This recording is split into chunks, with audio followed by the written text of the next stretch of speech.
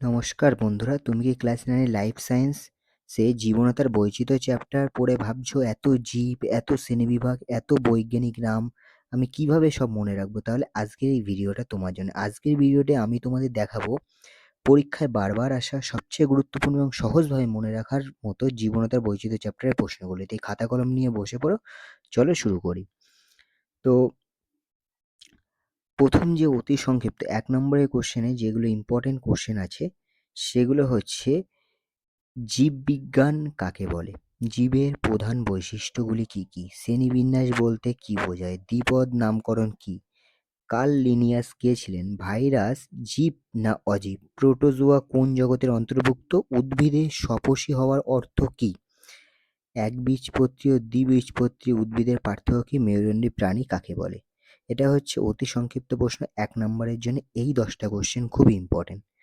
সংক্ষিপ্ত প্রশ্ন ২ নম্বরের জন্য কোন কোন প্রশ্নগুলো ইম্পর্টেন্ট সেগুলো এক নজরে দেখে নিই। জীব ও অজীবের মধ্যে দুটি পার্থক্য লেখো। ৫ জগতের নাম লেখো। মোনেরা ও প্রোটিস্টা এর পার্থক্য লেখো। ভাইরাসের দুটি বৈশিষ্ট্য লেখো।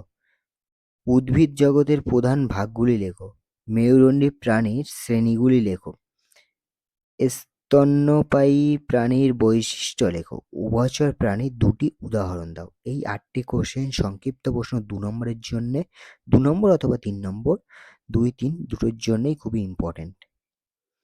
এবার হচ্ছে বড় প্রশ্ন ৩ থেকে ৫ নম্বরে। ৫ নম্বরেরও আসতে পারে, ৩ নম্বরেরও আসতে পারে। কি কি কোশ্চেনগুলো ইম্পর্টেন্ট? ৫ জগতের শ্রেণীবিন্যাস পদ্ধতি ব্যাখ্যা করো। উদ্ভিদ জগতের বিভিন্ন বিভাগ আলোচনা করো। প্রাণী জগতের শ্রেণীবিন্যাস ব্যাখ্যা করো। মেরুদণ্ডী ও অমেরুদণ্ডী প্রাণীর তুলনা করো। দ্বিপদ নামকরণের নিয়মগুলি লেখো। ভাইরাস গঠন ও বৈশিষ্ট্য আলোচনা করো। এটা হচ্ছে ৩ অথবা ৫ নম্বরের কোশ্চেনের ভিতর এই ৬টা কোশ্চেন খুবই ইম্পর্টেন্ট। এই ৬টা কোশ্চেন করতে পারলে তুমি কিন্তু ৩ অথবা ৫ এর সব কোশ্চেনই মোটামুটি কমন পেয়ে যাবে। এবারে আমরা এমসিকিউ কি কি ইম্পর্টেন্ট এই চ্যাপ্টার থেকে সেগুলোকে দেখে নিই। বলছে জীববিজ্ঞানের জনক কে? তারপর হচ্ছে ৫ জগতের শ্রেণীবিন্যাস প্রস্তাব করেন কে?